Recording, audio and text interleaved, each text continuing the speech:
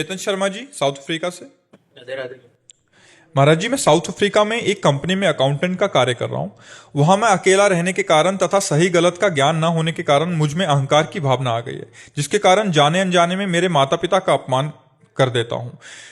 मेरे माता पिता ने आपको गुरु रूप में स्वीकार किया हुआ है। उन्होंने आपके वीडियो मेरे पास भेजे, जिन्हें सुनकर मेरे द्वारा किए गए माता पिता के अपमान को सोच सोचकर अभी ग्लानि सी हो रही है, जिससे मेरा मन अस्थिर है।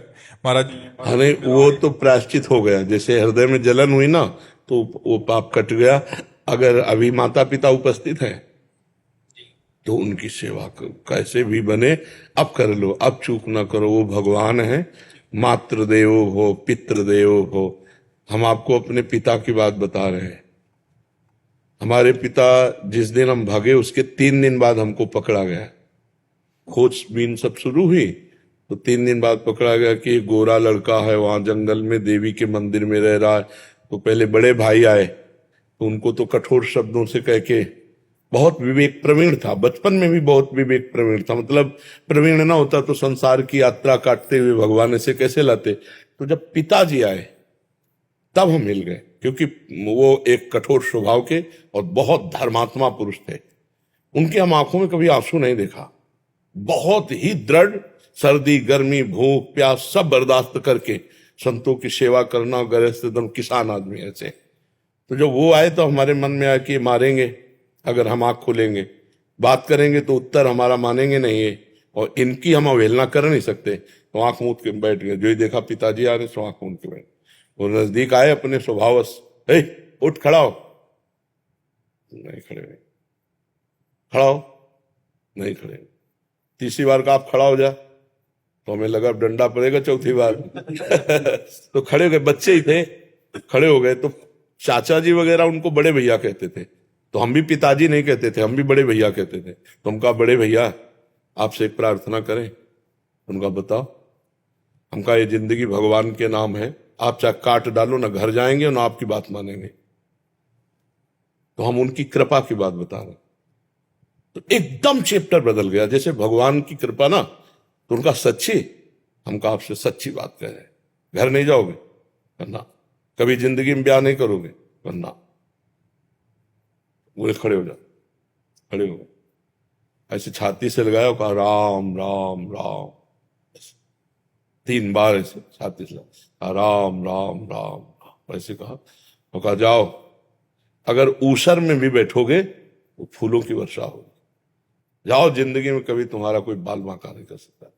पर एक बात ध्यान रखना, अगर आप बाबाजी बनते हो तो हमारा आशीर्वाद हो, ऊसर में भी बैठोगे तो फूल बरसेंगे, और जिंदगी में कोई बाल बांका तुम्हारा नहीं कर सकता।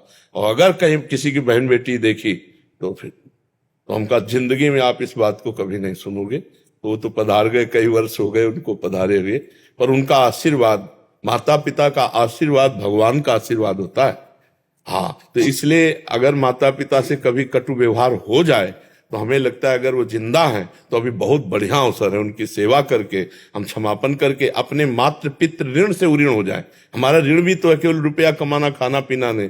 देखो उस अवस्था को सोचो जब आप सोच कर देते थे, लघु शंका कर देते थे, तब उनके, तुम्हें तो ज्ञान नहीं था, वो अपने वस्त्रों को भी पवित्र करते, आपको भी, और कभी आपको मारा नहीं पीटा नहीं जब आप अबोध अवस्था में थे।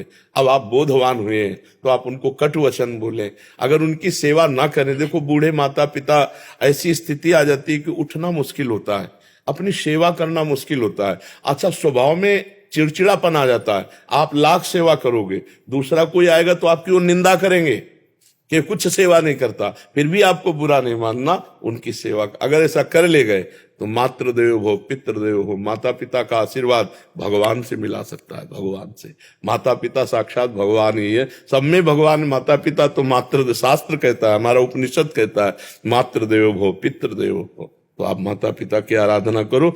जो गलती हो गई है उसका तुम्हें ताप हुआ, इसलिए क्षमापन हो गया है। और जहां तक हो सके अर्थ प्रधान बुद्धि ना रखो, धर्म प्रधान बुद्धि रखो। पहले धर्म है, फिर अर्थ है, फिर काम है, फिर मोक्ष है। तो अर्थ भी कमाओ। अगर माता पिता के पास अर्थ भेजने से काम चल जाता है तो बढ़िया है, और नहीं बनता, आपकी जरूरत है तो आप या तो भारत आओ या उनको वहां ले जाओ, उनकी सेवा शुश्रूषा जरूर करो। क्योंकि हर आदमी यही चाहता है मेरे एक संतान तो हो ही जाए, बोले किस लिए? बोले बुढ़ापे में काम आएगा। नहीं आता है कि बुढ़ापे की लकड़ी तो है ना हमारे पास। और अब क्या होता है, नए नए बच्चे वृद्धाश्रम भेज दिए जो धन संपन्न है, और नहीं संपन्न तो घर से निकाल दिए। बड़ी अव्यवस्था वृद्धों की होती है।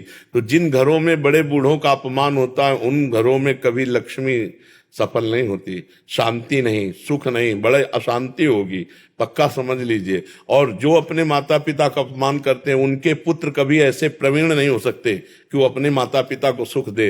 वो पूरा ब्याज सहित दुख देंगे, ब्याज सहित। इसलिए हमें लगता है कि अवसर है, हम जब भगवान के श्री विग्रह को रखकर प्यार कर सकते हैं तो अब चलते फिरते माता पिता में भगवान का भाव क्यों नहीं कर सकते?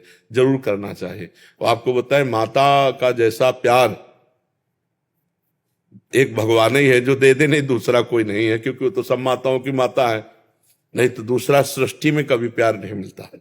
जो माता का प्यार होता है ना, जो माता अपने हृदय से लगा करके ना ऐसे ऐसे पुचकारती है ना, वो कहीं त्रिभुवन में नहीं मिलेगा आपको।